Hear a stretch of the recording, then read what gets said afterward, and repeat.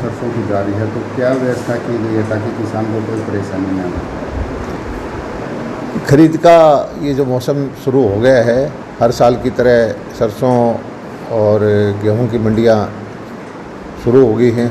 1 तारीख से गेहूं की, सरसों की 24 तारीख से थी और सब व्यवस्थाएं हमने कर ली हैं, चाहे वो पीने के पानी की हो, सफाई की हो, ढुलाई की हो और मंडियों में किसान भाइयों की सुविधा के लिए हो। 400 से ज़्यादा मंडियां हमने निर्धारित की हैं और सभी विभागों के ड्यूटियां लगा दी हैं। Food and supply, Hafed, Haryana warehousing corporation और हरियाणा मंडी बोर्ड। और इस बार एक खुशी की बात है कि जो भाव है सरसों का, MSP 5,050 है, सरसों बाज़ार में बिक रही है 6,500 के आसपास।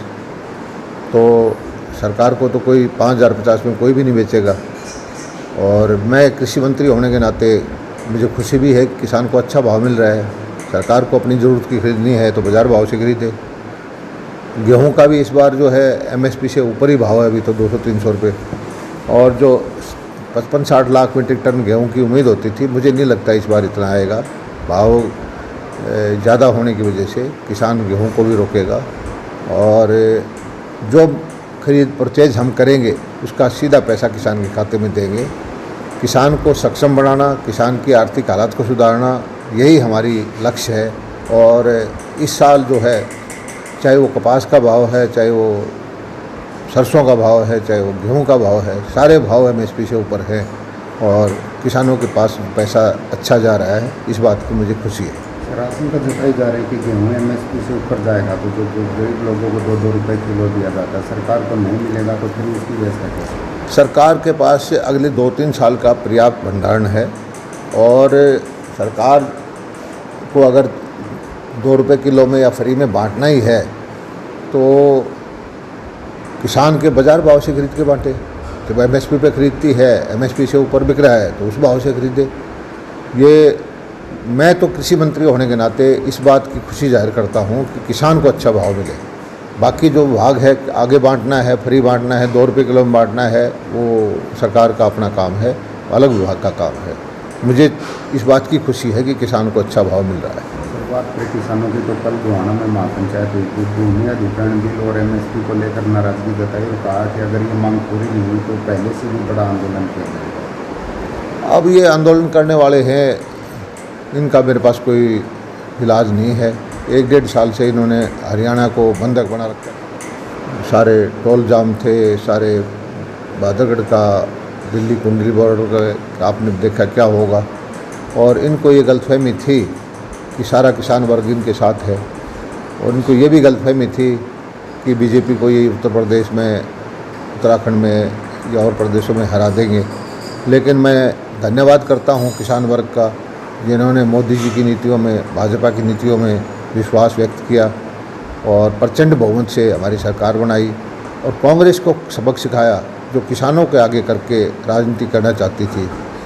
उनको अच्छा खासा सबक हमारे किसान वर्ग ने सिखा दिया है और इस बात की समझ इनको ले लेनी चाहिए कि किसान चाहता क्या है, किसान को फ़ायदा किस चीज़ में है। लेकिन ये जो राजनीति करने वाले लोग हैं ये तो करेंगे ही करेंगे।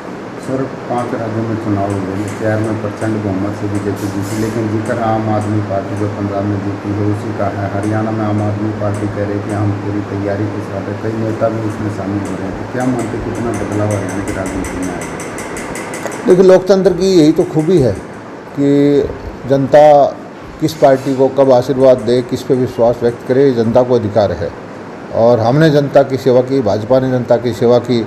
हम 2 MP की सीट से चलते चलते 2 बार हमने देश में इतनी बहुमत वाली सरकार बनाई। UP में दोबारा सरकार बनी जो पहले कभी नहीं बनती थी, उत्तराखंड में दोबारा सरकार बनी जो पहले कभी नहीं बनती थी।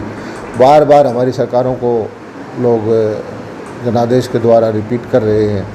तो इसका जनता मालिक है और पार्टियों को भी ये नहीं कहते कि भी मौका नहीं मिलता होगा। तो अगर अच्छा काम करेगा तो उसको भी मौका मिल सकता है। और जहाँ तक आम आदमी की पार्टी की बात है, मुझे तो दक्षिण हरियाणा से है कि मेरे क्षेत्र से केजरीवाल जी हैं। अब मैं तो ये समझता हूँ कि अब वो धरती पुत्र हैं, इलाके के रहने वाले हैं, हमारी प्यासी धरती है। अब उनके हाथ में है कि हमारा जो पानी है इतने सालों से रुका हुआ था, पंजाब ने रोक रखा था, वो हमें दे दे और हमारे साथ न्याय करें।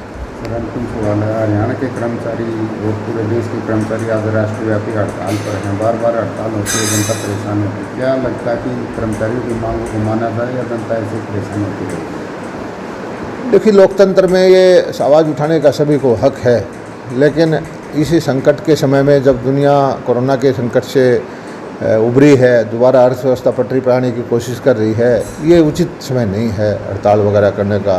देश को अब तो सबने मिलजुल करके प्रगति के पथ पर ले जाना चाहिए, आगे बढ़ना चाहिए, और जो पिछले दिनों में जो घटा हुआ है